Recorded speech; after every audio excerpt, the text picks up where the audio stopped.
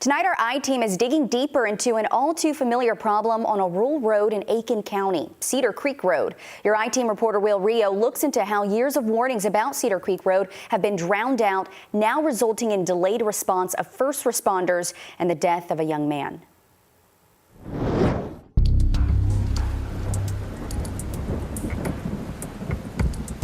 When it rains, it pours on Cedar Creek Road. Rushing water is strong enough to wash the road away, but it can't wash away the tears of the Turner family. I think this is really hard because this is my child, this is my baby. Dylan was the most kind-hearted person you ever meet. Potholes are fixed now, but one hole can't be filled. 28-year-old Dylan Turner died on July 11th from a brain aneurysm. I miss it a lot, him not being there. He's buried at the place he made his biggest impact. I wish I had another thing for him. Dylan's mother, Cindy, tells us he was an honorary deacon and a part of the worship team at Central Baptist Church in Aiken. He loved them roses. Working with the youth in their small community. The flowers wither away as time passes, time that Dylan Turner did not have the night he needed help. Aiken County 911. On July 9th, 2024 at 7:01 p.m., a 911 call from a home on Cedar Creek Road. I live at Cedar Creek Road. I have a young man here who just passed out, and I was schooling him off. His skin's clammy, and he is non-responsive. And that evening, he just started feeling bad, and he sat down and he said, next thing you know, Dylan was down. Just all of a sudden like that. There was no signs, no nothing. He just went down. Dispatchers send out EMS at 7:02, then a second call to dispatchers as Turner's condition gets worse. He is stiffening up like he's having a seizure. I don't know what to do. He's in and out. I mean, he's still unresponsive.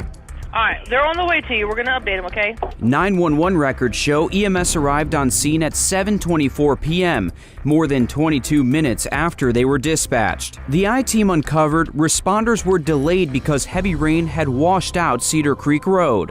Dispatch radio traffic and the 911 caller both acknowledging Cedar Creek Road was closed. You're going to have to come off either Kennedy Pond Road or Camp Rawls end of Cedar Creek because our side is closed off.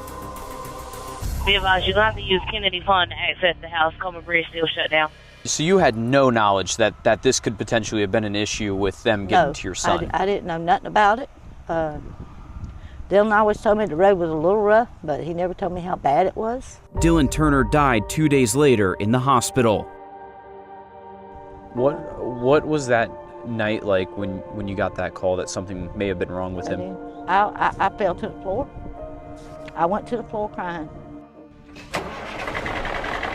New Holland Volunteer Fire Department was requested for that call too. They never made it because the ambulance was closer. It's the difference between life and death in some situations. Fire Chief Dennis Jackson says the volunteer department has been trying to light a fire under Aiken County to fix this road, which has been a known problem for years. There's no telling what kind of condition that dirt road's going to be in. Even if it's a shorter distance? Oh, even if it's a shorter distance. Sometimes shorter is not better if you get stuck. You can't get there, it's going to do you no good. That seems like a major concern. Oh, absolutely. It's the difference between someone losing their home or losing one room. I mean, when you have a fire or a medical call, something's happening right then. You need help right then. Aiken County told us in April of 2023 it had spent $30,000 to $50,000 trying to solve this issue, along with South Carolina DOT. Now that number has only increased since then, with neighbors telling us this road has washed out multiple times, including with Tropical Storm Debbie. If we had a fire on that road or we needed to go down that road for emergency, we couldn't pass. We couldn't go down. EMS, ambulance could not get down that road. If they had to go down that road, they would have to call us or somebody to bring a four-wheel drive truck to go through the hayfield to get to a house. It's not just Cedar Creek Road. Emergency vehicles are falling victim to dozens of dirt roads across the county when they're already limited in how they respond to calls. Right now we're a truck down because we got a truck in the shop getting work. It's got good damage and all that. Where we were on a dirt road, it slid into the bank, and I mean that kind of happens. Aiken County officials tell our I-Team the only solution is to pave the road and install the proper drainage systems. The I-Team took questions about your safety to Aiken County Administrator Brian Sanders, saying paving and drainage systems is what's needed. $800,000 of state money has been set aside for county road and drainage projects. In an email, he says, this road is at the top of our list of concerns, but unfortunately, we have 2 landowners that will not cooperate in the only viable solution we have.